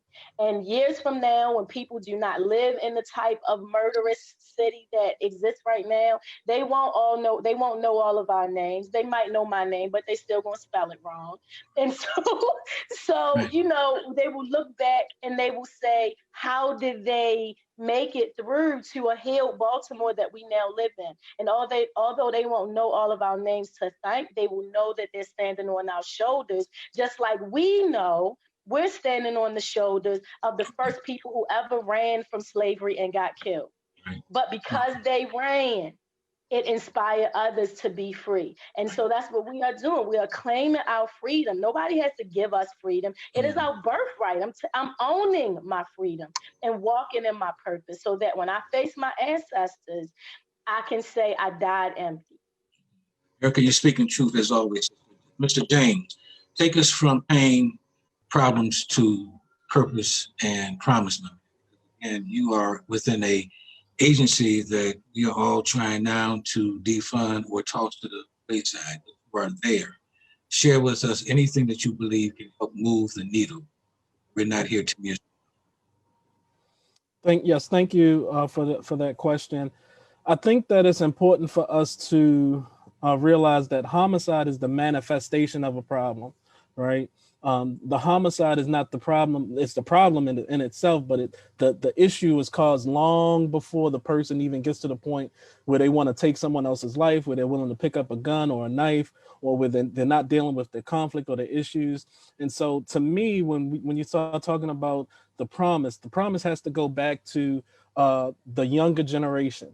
We have to focus our resources and making sure that the younger generation knows and understands the things that Dr. Carter talked about and Delegate Branch talked about and Dr. Menzies, where you talked about knowing and understanding and having empathy and teaching that to children. When there was an epidemic in this country around teenage pregnancy during the late 80s, they believed that sex education, something that they needed to start in middle school. But then when they realized that by that time, children were already sexually active and it was too late to deal with them on some of the issues, they realized that you needed to go back and teach children from grade school, starting around age 5 or 6 years old, about good touch and bad touch and what their body parts were and the importance of it, so that by the time they got to the point where making a decision to do something with your body, it wasn't even something that was an option or a thought. And the problem with our society is we want to see results instantly. But when it comes to an issue like this, we have to devote the resources now, and we may not see them for 10 years. We may not see them for 12 years, but we have to understand that this is what it looks like. Now, that doesn't mean that we sit there and say, okay, well, the next 10 years, we're just going to let it kind of go. But you sit there and you still allocate the majority of your resources to those who are still at the point of being molded and shaped in such a way that you can make a difference for what's coming in the future. I think that a lot of times we look for a result and a change right now. I believe that the marches and the riots and the looting and all of those different things are going to yield a result, but we're not going to see it right now. It's going to be things that happen a few years from now when we get a change in Congress, when we get change in delegates, when we get other people who are now on the front lines protesting.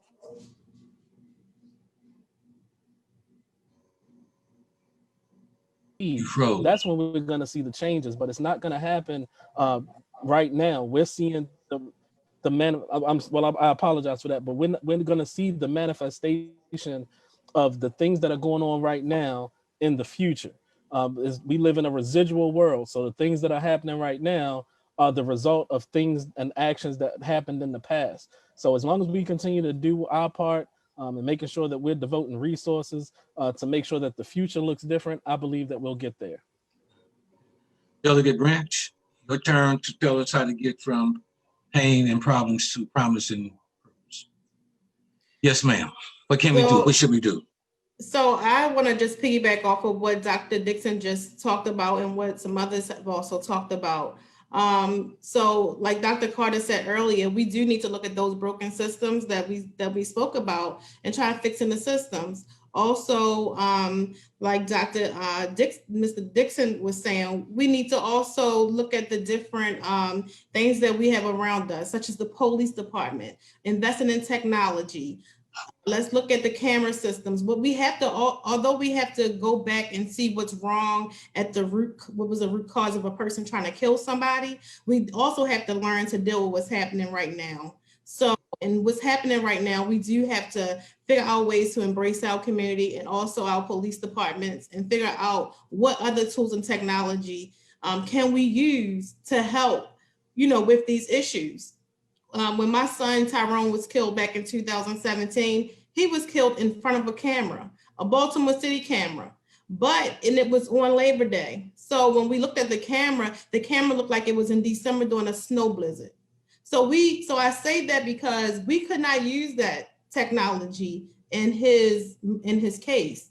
We had to rely on the community and the stores and the other technology and the other cameras that were in the neighborhood to solve his murder. We didn't have a person come forward, we used technology. So I'm a person that is really big on technology and knowing that we have to put systems in place to be able to protect our youth, our communities, and everything else if nobody else want to talk.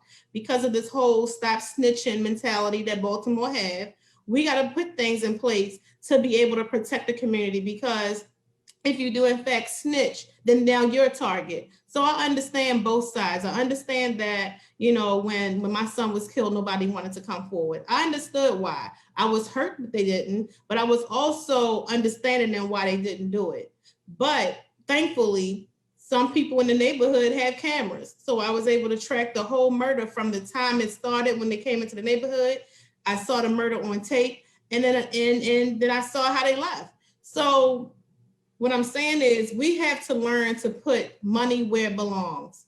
We got to be able to invest in things and look at things that we have and be able to put the money where it's supposed to be. So like you said, we do need more delegates. We do need more state, we need more city council people, and mayors and everyone else who hold political seats to really be from Baltimore. Not saying move into, I don't have anything against people that move into Baltimore. I just want you to be for Baltimore. Understand what Baltimore is about, and that's why I encourage people who have gone through what I've gone through to also run for office, because it's people like us where you can hear the hurt and the pain in our voices. It's not until all of these, like you said, 1,900 people who have lost their children speak up. And if we all yell together and we all do it at the same time, trust me, some things will change.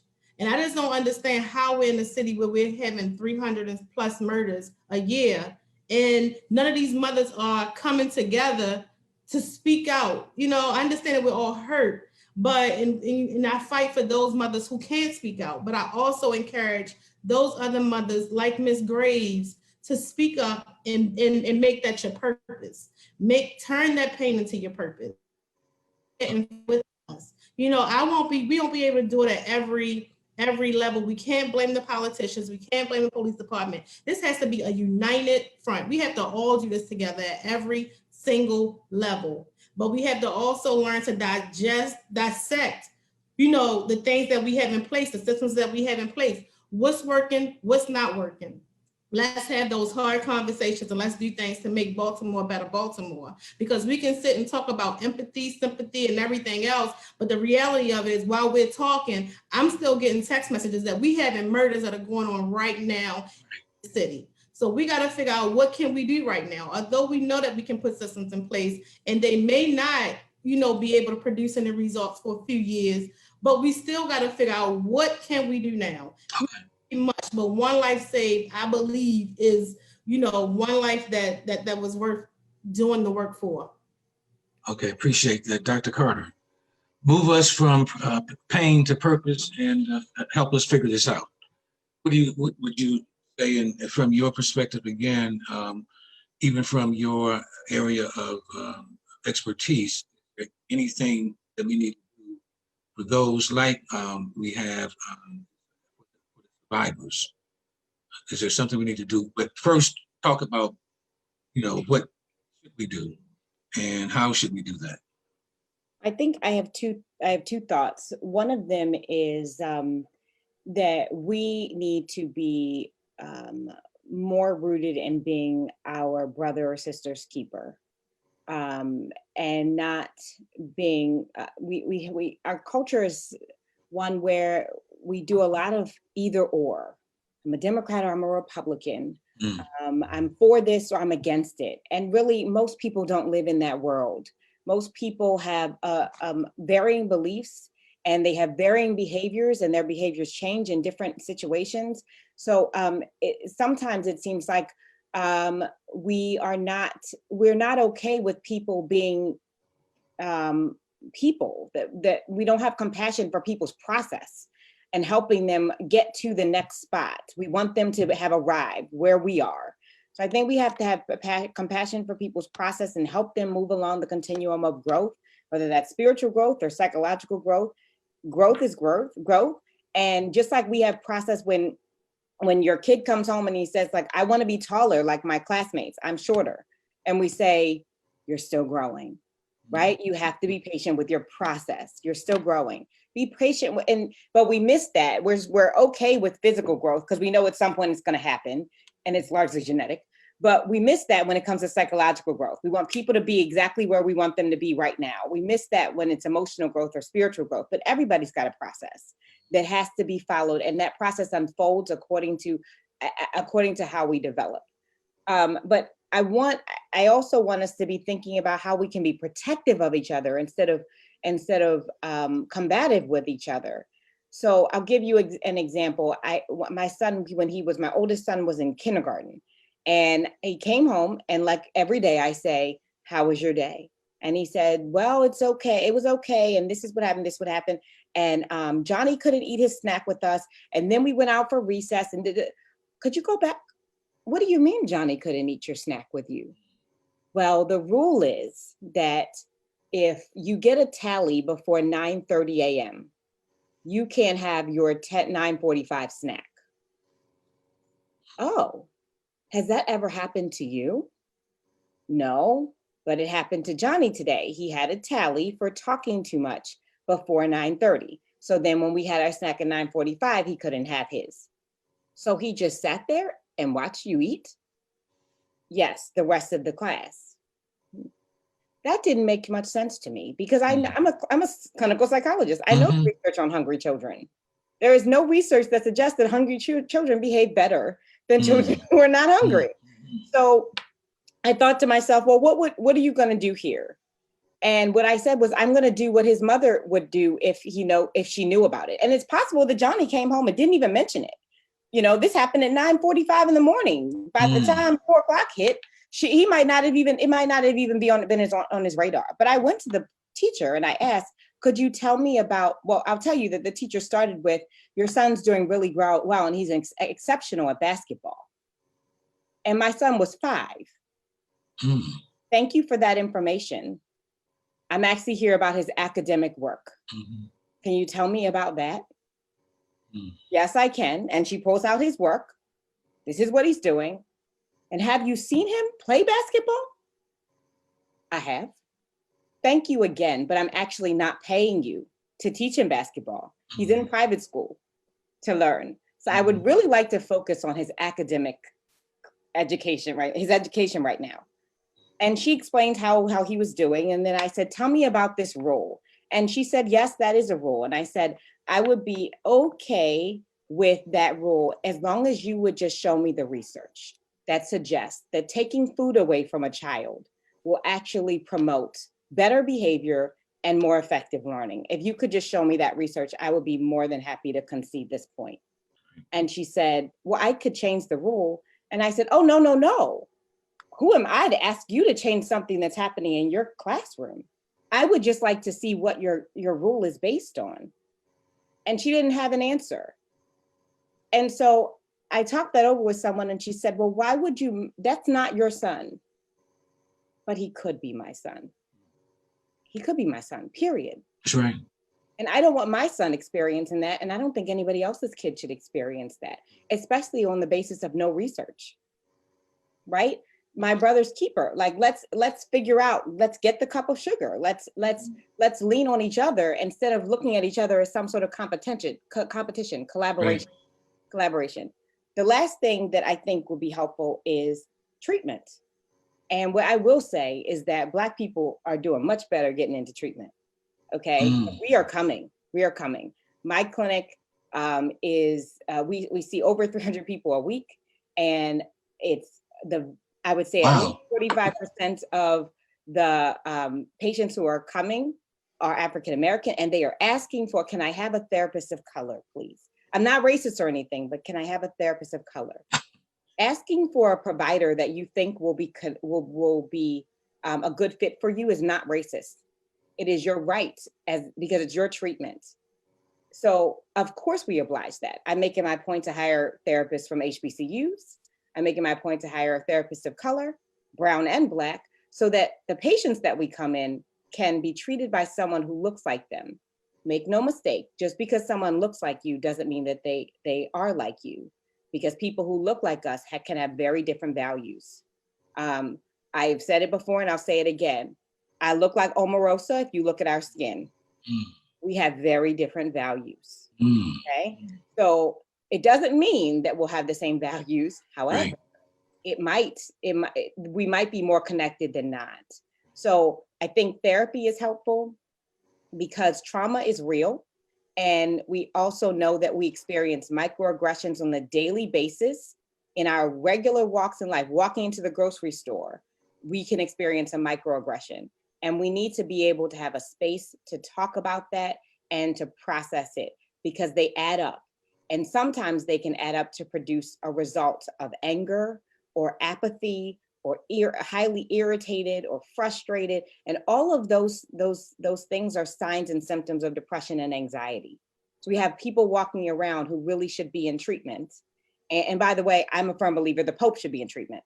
Everybody could use treatment.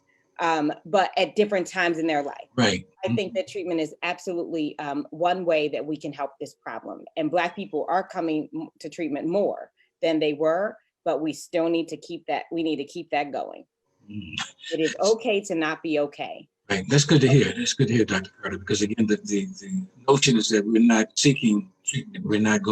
We are running away from it because of the historical issues surrounding visiting doctors, even churches turning people off to treatment. So I'm hoping that there is some alignment, we're gaining some alignment between the religious institutions and other institutions. Because again, there had been this kind of chasm between the two. You don't need to go to a psychiatrist, just pray on it. And that's why I said we have this either or mentality. I either have Jesus or I have a therapist. You could have both. Life has afforded you both, and Jesus has afforded you both. I'm a firm believer that you stay in your lane. I'm a psychologist. That is what I do. And my pastor is my pastor, and that is what he does. And I wouldn't go to my pastor and ask him to operate on me if I had a heart condition. I would go to him to ask him for prayer. I would still go to my cardiologist. I would still go to my dentist. I would still go to my podiatrist, and I can have all of those resources. There's nothing that stops me from having both. And there's evidence of Jesus healing mental illness in the Bible. There's also evidence of mental illness that's untreated in the Bible. So you can have Jesus and a therapist. Absolutely okay. And the chasm is closing because there are many pastors who have recognized their lane. It used to be that pastors thought like I'm everything for my parishioners. And that's not true, because God has given us all talents. And now I see more and more pastors, including my own, who will make a phone call. I need a referral. I have somebody that I think needs more help than I can provide. I've done my pastoral part, but I think there's more going on here. And that has been a game changer. Believe it or not, you all, we are near the end. We are near the end. I'm going to allow all of us to open our phones. And if there is something that you really want to share or want to say at this point around this issue of keeping it on the level of purpose and promise, this is the time to do so. You all have said a lot. If we basically could do all the things that you suggested, I am certain that we wouldn't end up here 10 years from now, even though we are trying to lay the foundation so that we're not here. Rites of passage programs is a critical one, because how do we socialize people who have undergone racist socialization? How do we counter that? So there have to be structures and systems, rituals and practices so that we can do that. So here's the time, y'all. You have about 7 minutes, 10 minutes left. If there's something that, let's do a round robin, and anyone who would like to chime in and say, look, there's something I think I would love to say to basically leave behind so people can reflect on, think about, or if you want to request some support for the work that you're doing, how can folks get in touch with you? How can they support you? So real quick, I just want to suggest that people, in line with some of the stuff I was saying about media influence, and some others have mentioned that, there's a documentary right now called The Social Dilemma. And it's really good at talking about the insidious nature, how slick, the programming is, how slick the directing and marketing of your behavior is, and how slick it has become. Check out that documentary. And it's an eye opener, because it tells you how social media is literally developing our children. It's socializing our children, to be a certain way. And I, it's an eye opener, and along with that, just keep doing something better every day, for yourself and for those around you. And just make that, your personal mission on a daily basis. Do something better today than what you did it yesterday, and help somebody else, along the way. Okay. Thank you, Brother Mincy. Dr. Mincy, thank you very much. Miss Gina, you want to share some parting thoughts? Yes, I just again mimic everything that was just said, and I thank you, Dr. Carter, for sharing all that you shared, because that is definitely true. But what I would like to just leave is that if everybody would just do their part, like just do your part. Just do your part. You don't have to be like me. You don't have to be like, people you see on TV, all of the stars that we're now able to see their lives on social media from day to day. No, God made you who you are for you to do what you do. You have your purpose here in life. So do your part in this whole scheme of things. And I feel like the world would be so much better if we just owned our parts. And if you don't know your part, then you seek more help. You have doctors who went to school to help you out with that. You have pastors who don't mind praying for you. It's so many things that we can do to just be better people. So just do your part. That's what I want to leave. And everybody can do something, right? Yes. Miss Doreen, you are working through one of the most important institutions in our community. Share any parting thoughts that you have, and how we can support the work of Roberta's House. Well, we are going to continue to be supportive to our homicide survivors. We are going to continue to be supportive, period, whoever comes into Roberta's House at one of our programs. We do listen. We listen to our survivors without being judgmental. We also are very empathetic with what we hear, and we are always trying to teach and help them learn systems and different ways to deal with grief in a healthy way. So that is our mission, and that is what we will continue to do as best we can. So thank you for the opportunity for allowing me to share that with you. Wonderful. Delegate Branch, any parting thoughts? Any other approaches, strategies that we should basically employ to help us move to, to promise and purpose? The only thing that I would like to say is that I just really do wish everyone well that is probably listening to us right now, who have lost a loved one, who have lost a child or a loved one to gun violence. I know it's tough at times. I know sometimes, like we just talked about, it takes a village to raise a child, but also it takes a village to support another person who's in pain. And then sometimes it's not until we have that pain that to wake us up and to tell us what our purpose is. At any time, if there's a time where you think you have a purpose or something that I can do myself to help you, I am always willing to help. I will reach out to you privately. I have done it to people on many occasions because I feel like I've been there.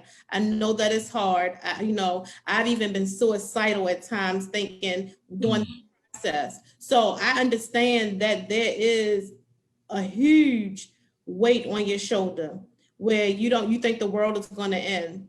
So there's a lot of things that I had to overcome as a mother, and then on top of that, then becoming a delegate, and I'm still dealing with the hurt and the pain of losing my son. So I have to put on a strong face sometimes, but understand that I'm still human. So therefore, if I can give anybody some strength, if I can give anybody some support, I don't care if they're in my district, out my district, it doesn't matter. If you've lost a loved one, like I'm just here as a mother who have lost a child. So I know that I have two roles on this panel, but my main role that I would probably say that was most important to me joining this is being a mother of a murdered child. And want the parents to know that they do have support, whether it's Miss Erica, if it's Dr. Carter, if it's anyone on this phone call. I mean, on this panel, like, I just think that they have a lot of different resources, and don't be afraid to reach out to me. I can share my information in the chat, and you can also just look me up or Google Delegate Chanel Branch. But just always feel free to email me, contact my office, call me. I share my personal cell phone number with people because I know that in the middle of the night, sometimes people don't understand. Those who don't understand what it feels like to lose a child, just to close your eyes and imagine yourself on a roller coaster. And when you're going that decline and you feel that big pain coming in your chest because you're going to hit that decline, that's what we live with every day. And touch the pain in our hearts. And many people say, we understand where you're coming from, but you really don't. They really don't understand that we walk around with that pain all the time. You can feel it. So just know that when you meet a person who has lost a loved one, just give them a hug, because a lot of the times we can still feel it, So I just want to stop with that. I'm looking at Miss Gina, and I've been where she is, so, and I'm still going through it. So I just want to say that the only thing that I can say is that I'm just here for a listening ear. I'm here for support, and I'm not here to preach to anybody or tell you how to live your life. But if I can be a listening ear, right, that day when you're having your roughest time, I'm here. Thank you. But Gina, we are feeling you, sister, and we surround you with energy, healing energy, and love. And we need to see the range of emotions that you are sharing with us, because we need to understand the pain. We need to understand what this hurt is causing all of us. Because again, yes, we grieve individually, but we are grieving as a community, and we are suffering the trauma from all the pain over decades and over the centuries.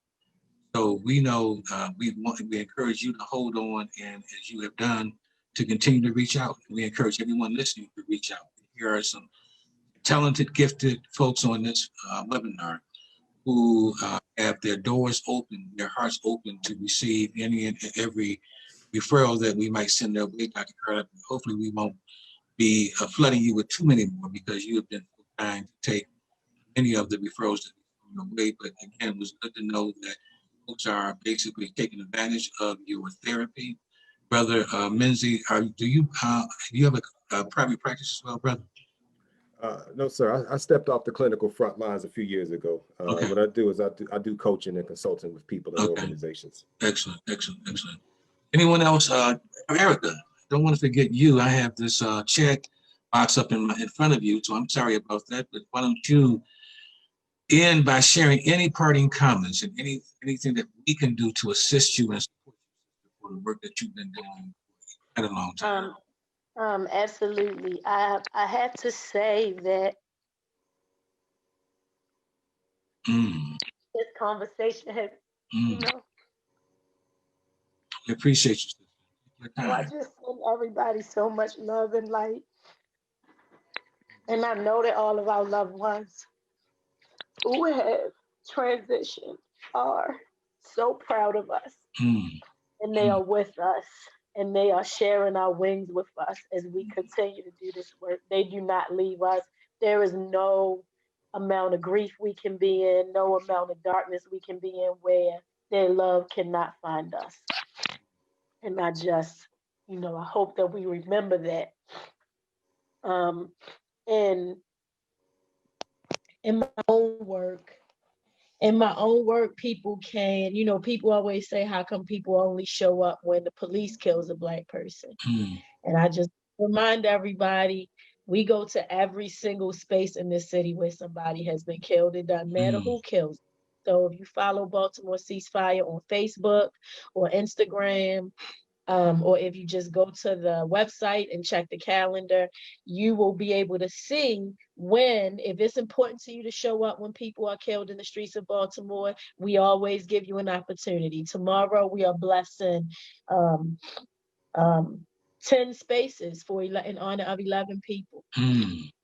So all of the murders that happened from September 12th to September 24th, we're doing rituals for all day tomorrow.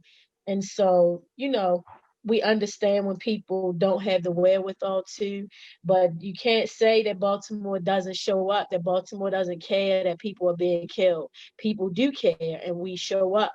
And you can show up with us anytime. You can follow Baltimore Ceasefire on social media to just stay, updated about what's going on. Any little thing you do to be involved it matters. The Baltimore Community Mediation Center is still doing work. We're doing all of the mediations virtually, so people are still able to resolve their conflicts. They just happen on Zoom now. We're not training new mediators because we're not doing in-person mediation training yet, but we are still accepting volunteers. So if you just want to do anything to be a part of Baltimore's healing, you can become a volunteer at the Mediation Center. So you can go to communitymediation.org and click become a volunteer, and you'll be connected with our volunteer coordinator Sam, and she can take you through. And it's all love work. You become a part of communities. You're not paying any money, you're just paying with your time and your heart energy. And so, like the sister said, every little thing, just do your part. Beautiful, beautiful. Folks, I hate to shut it down, but I am being told to do that. It has been an honor and a pleasure to really be the moderator for this conversation, and to, again, be in front of such gifted, talented, committed folks who are trying to figure it out, and in many ways have figured it out. And so we've got to keep on figuring it out, and reach out to each other and view this as our problem, not Miss Gina Graves' problem only, or any other. So that this is our problem. And the sooner that we basically reach that level of the saying in Kenya amongst the warriors, Kanseri and Ngera, Kanseri and Ngera, how are the children, how are the people in Baltimore, how are the people in Black communities across the country. Once we get there, you all, I think that we will be closer to purpose and promise. And again, thank you all for the work that you have done, the work that you continue to do. Those of you who are listening to this webinar, please reach out. Please continue to do your work and find your place in this effort, so that we can basically move to a place where we don't have to scrolling names of young people, so many young folks who are leaving.